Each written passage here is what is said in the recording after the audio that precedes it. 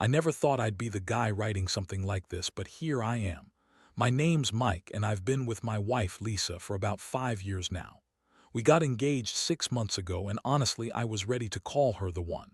She's got this sassy attitude, a sharp tongue, and a way of making everyone think she's the queen bee wherever she goes. But I loved her, or at least I thought I did. Things started feeling off a few months back, though. Little weird signs that I brushed aside because I didn't want to overthink it. She'd be suddenly distracted more often, sneaking her phone away in the middle of conversations, getting defensive when I asked about her day, and I'd catch her sometimes deleting texts or clearing her call history. At first, I thought maybe she was just stressed with work or something. She's a bitch about it, always brushing off my concerns with a quick, "You're overthinking again, Mike. Relax." She'd make me feel like I was paranoid, like I was losing my mind for even suspecting anything. But then, things got more obvious. She'd start canceling plans last minute, giving some lame excuse about a work thing or just tired. And I noticed her phone was glued to her hand more than usual. I'd catch her whispering on calls in the shower or late at night when she thought I was asleep. She'd put on this fake smile, act like everything was fine when I asked her about her night, and I started feeling like I was losing grip on reality. I mean, I wasn't a fool. Something was definitely going on, but I couldn't prove it. Not yet. Then one night I decided I'd had enough. I was lying in bed trying to sleep when I noticed her phone light up on the nightstand. It was unlocked, something she always kept locked, and she'd be furious if she knew I peeked. But I couldn't help myself. I reached over and grabbed it, and my stomach dropped when I saw the notifications. Texts from some guy named Brandon, endless late-night messages, and calls that she kept dismissing as just friends.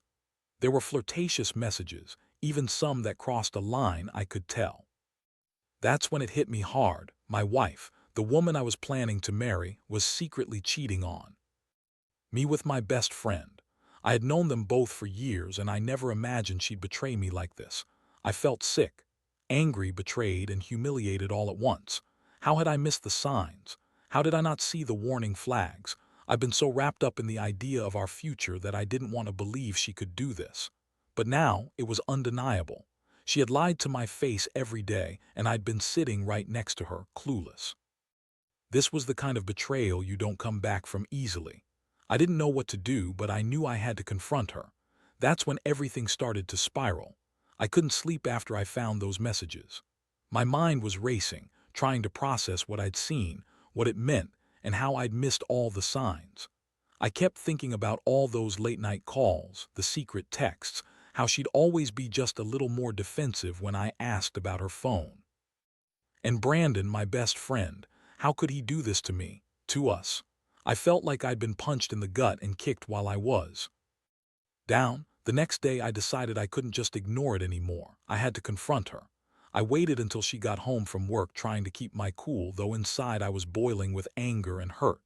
When she stepped into the apartment, I was already sitting on the couch, her phone in my hand. She saw it, and her face instantly went pale. She knew what I had seen. "Lisa," I started, trying to keep my voice steady. "Who the hell is Brandon? And why are you texting him late at night? Were you really talking to?" Her eyes widened, and she immediately threw out her usual bullshit. "Oh, come on, Mike, it's not what you think. Brandon's just a friend, just some guy from work. We talk about projects, work stuff, nothing more." She smirked like I was supposed to buy that. "Really?" I shot back. "Because those texts say otherwise. You've been sneaking around, hiding your phone, and lying to my face. Honestly, I don't know how I missed all the signs, but I see what's been going on now." Her face twisted into a sneer. "You're overreacting, it's just sex, Mike. It doesn't mean anything. I'm not happy, sure, but I'm not unfaithful. You're paranoid. Maybe you're the one who's been cheating, huh?" That hit like a slap. I felt my blood boil, but I stayed calm enough to say, "No, Lisa, it's you. You've been cheating on me with Brandon, my best friend. I found the texts, the calls, they're all there, and you're lying right now." Her face shifted from arrogant to furious. "You don't know what you're talking about. You're just insecure. Brandon and I were just friends. You're jealous because I don't want to be with someone who doesn't trust me. This is all a misunderstanding." But I wasn't buying it anymore. I saw the truth in her eyes. She was caught, and she knew it. That moment changed everything. I felt this storm of disbelief, heartbreak, and rage all at once. I wanted to shake her, tell her how much she'd hurt me, but I also knew I needed to think clearly. I told her I needed space, and I went to stay at my brother's place for a while. I couldn't be around her in that moment. I just wanted to breathe and figure out what to do next. The emotional fallout was brutal. I kept replaying all the moments I missed, her hiding her phone, her late-night silence, the way she'd brush me off when I asked questions. It hurt to realize I'd been blind, that I'd trusted her all this time. I felt betrayed, not just as a husband, but as a friend. How could she betray me like this? How could Brandon, someone I'd known for years, do this to me? I was furious, devastated, and confused all at once. I knew I had a choice to make: forgive her and try to move past it, or cut her out completely. But I also knew I wasn't the same person anymore. The trust was shattered. And in the days that followed, I started thinking about revenge, about how I could make her feel the pain she'd caused me. I didn't want to be the guy who just accepted betrayal. I wanted her to know what it felt like to be betrayed so deeply. That's when I started planning my next move. And honestly, I didn't know how I was going to come back from this, but I knew I had to do something. After I left her apartment that night, I didn't sleep.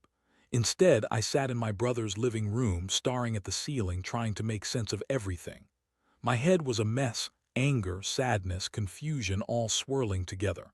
I kept asking myself how I missed all the signs, how I didn't see the cracks in our relationship. I had been so sure, so confident that Lisa was the one, and now I felt like a fool. But more than anything, I felt betrayed by the two people I trusted most in the world: my wife and my best friend. Over the next few days, I went back and forth. Part of me wanted to confront both of them immediately, to tell Brandon what I knew and see how he'd respond. But another part told me to think carefully, to plan. I knew if I did something impulsive, I might ruin everything, or worse, do something I'd regret. So I took a step back, kept my emotions in check, and gathered what info I could. I started digging through her phone, her social media, trying to find out how long this had been going on. I also reached out to some mutual friends just to get their take, because I knew I wasn't the only one who might have been blind to this. What I uncovered was worse than I thought. I found a string of messages between her and Brandon that went back at least 6 months. Not just flirty banter, but detailed plans to meet, secret rendezvous, even talk about how they'd hide everything from me. It was clear they'd been playing this game for a long time. That made me feel even more stupid. I had always thought Lisa was a little too bitchy, a little too sharp, but I never ever suspected she'd cheat on me with my best friend. Never. It was like a punch to the gut again. I also started noticing small changes in her behavior when I was around. She'd be more dismissive, less affectionate, and her excuses for being busy kept piling up. She'd brush me off when I tried to talk about our future, tell me I was paranoid or insecure. And Brandon, I saw him a few times around town, acting weird, nervous when he saw me, like he knew I was onto him. That realization made me angry. How stupid. I'd been to trust them, to think everything was fine when it clearly was. One night I finally decided enough was enough.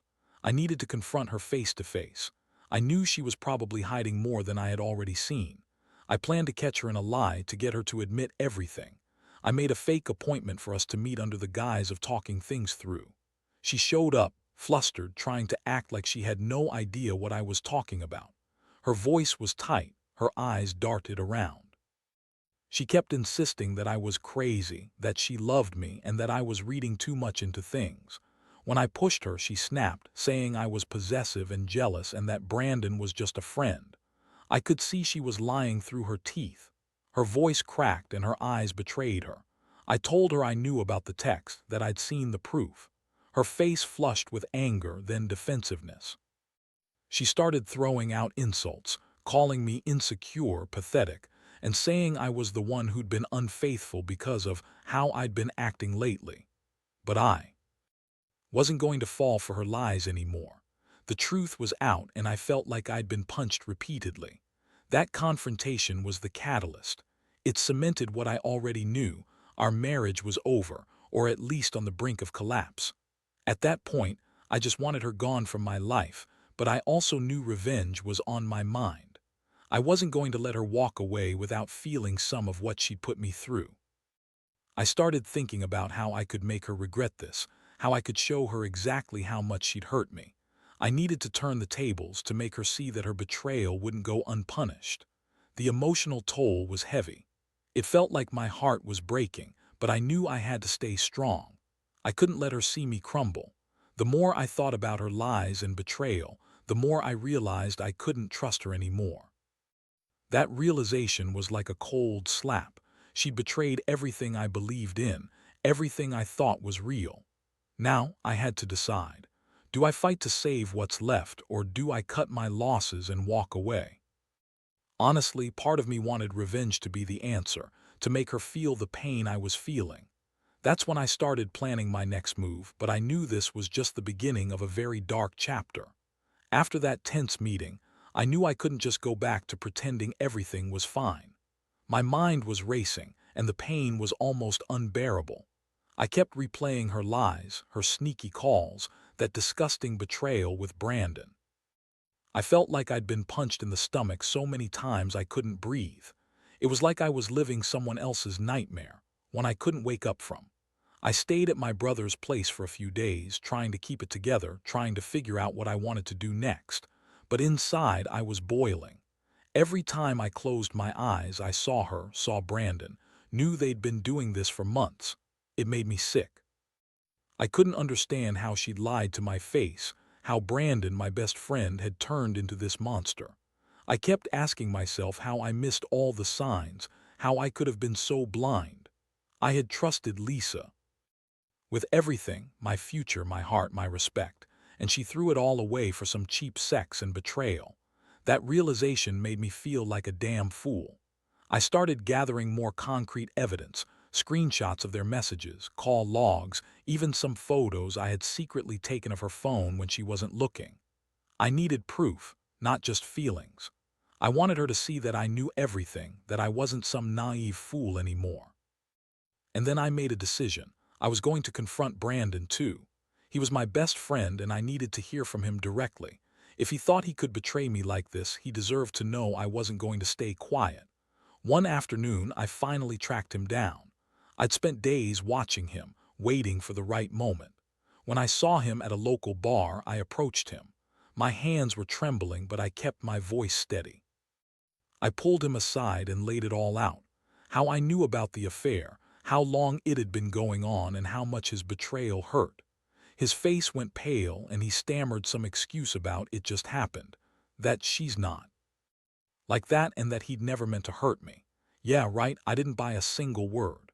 Brandon, I said, my voice cold, you're supposed to be my best friend, and you fucked my wife behind my back. How could you do that? Do you even realize what you've done? I trusted you over anyone and you threw that away for some meaningless sex. He looked guilty but also defensive. He kept saying it was complicated, that Lisa was miserable, and that they just connected. I told him that didn't matter. What mattered was that he had betrayed me and I'd never forgive him. That night after I left him at the bar, I felt emptier than ever. The betrayal was complete and I was left with this heavy weight pounding in my chest. I knew I'd have to confront Lisa again soon. I couldn't keep living in this limbo, pretending I didn't know. I was hurt, furious, and heartbroken, but I also felt a strange sense of clarity. I saw things I'd missed before, the way she'd shut me out, the lies, the little moments she'd dismiss me. It all clicked now. I started planning how I was going to handle her next. I knew I couldn't just walk away without making her understand what she'd lost, what she'd thrown away. I wasn't sure if I wanted her back, but I did want her to feel some of the pain she'd caused me. I wanted her to see that betrayal has consequences. I thought about ways to get her to admit everything in front of witnesses, maybe even record her confession. I wanted her to feel the betrayal she'd inflicted on me, 10 times over. In the meantime, I kept my distance from her. No calls, no texts, just a quiet, cold war waiting to see how she'd react. I didn't think she'd just walk away. She always had that bitchy attitude, thinking she was untouchable. But I was done being the naive husband who trusted blindly. I was done being blindsided. The shock had turned into anger, and that anger was fueling my resolve. She thought she could get away with this. Not a chance. I was going to make her regret it. even if it meant burning everything down to get to that point. The days that followed felt like a slow descent into chaos. I stayed quiet, watching her every move, gathering every piece of evidence I could find. I kept her at arm's length, not responding to her texts or calls, letting her stew in her lies. It was almost like I was waiting for her to slip up again, to give me the final proof I needed to end this nightmare. I didn't want to just walk away. I wanted her to see what she'd lost, to experience the pain she'd given me. One night she came home late, more agitated than usual. Her makeup was smudged and she looked nervous, like she'd been caught in a lie. I watched her from the doorway, just silent, the anger simmering beneath my skin. She tried to pretend everything was normal, acting like she'd just been out with friends, but I wasn't buying it anymore.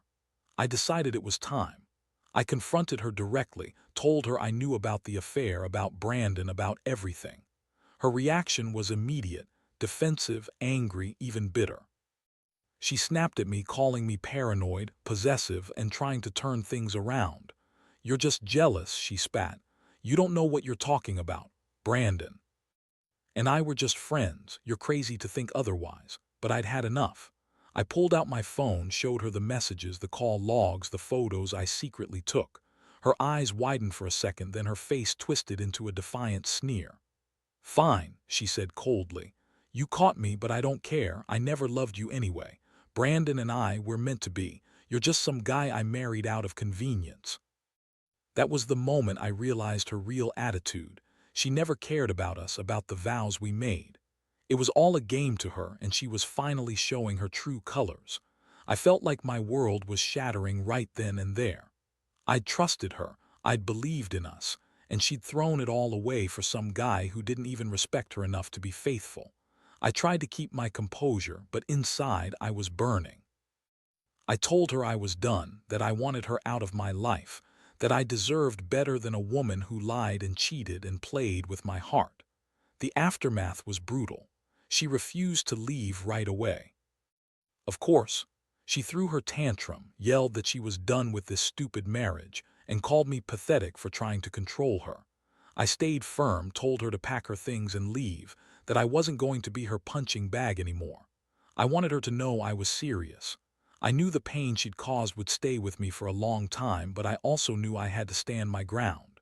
That night I stayed awake, staring at the ceiling, feeling numb. The woman I once loved was gone, replaced by someone else, someone I didn't even recognize. I kept asking myself how I'd let it get this far, how I'd missed all the signs. But deep down, I knew that the biggest lesson was trust, or maybe the lack of it. I'd trusted her with everything, and she'd betrayed me without a second thought. It hurt so badly I wondered if I'd ever feel normal again. But one thing was clear: no matter what, I wasn't going to be the fool who got played again. Whatever came next, I was going to protect myself, rebuild my life, and make sure she knew exactly what she'd lost. I didn't know how I'd move forward, but I knew I'd survive. And maybe, just maybe, I'd find a way to forgive myself someday for trusting her in the first place. In the days that followed, I managed to get her out of the apartment for good. It wasn't easy. She left screaming, calling me every name in the book, but I stayed firm. I knew I couldn't let her see me broken, no matter how much she'd shattered me inside. Every time I thought about everything we'd lost, I felt a deep ache, but I also felt a strange sense of relief. It was like I'd finally woken up from a nightmare I'd been living in for too long. The first few weeks were the hardest. I was angry, hurt, and full of regret. Why did I not see the signs? How could I have missed her lies? But with time, I started to accept what had happened. I realized that I deserved better than someone who could betray me so callously. I also learned that trust, once broken, is almost impossible to repair. I didn't want to live in a relationship built on lies and secrets. I deserved honesty, respect, and loyalty, things she clearly didn't value anymore. I took that painful experience and used it as fuel to rebuild myself. I started focusing on my career, reconnecting with friends I'd pushed aside, and rebuilding my confidence. I learned to trust my instincts again and to listen to the little warning signs that I'd ignored for too long. I also started therapy because I needed to process everything, to understand how I let this happen and how I could move past it. It was a long road, but I was determined to come out of this stronger. Looking back, I realized that betrayal teaches you some harsh lessons. It made me realize how important it is to pay attention to the signs, to not ignore the little red flags, and to never let someone manipulate your trust. I'm not perfect, and I still feel the sting of what happened, but I'm learning to forgive myself for trusting her, and I'm slowly healing. I know now that I'm better off without her, and I don't regret walking away, even if it broke my heart. To anyone reading this who's going through something similar, my advice is simple. Don't let betrayal define you. Trust yourself, listen to your gut, and never stay in a relationship where you feel betrayed or undervalued. Trust is sacred, and when it's broken, it's hard to repair. But you can survive, you can rebuild, and one day, you'll realize you're stronger than you ever thought possible. Life moves on, and sometimes, the hardest lessons are the ones that teach us how to find ourselves again.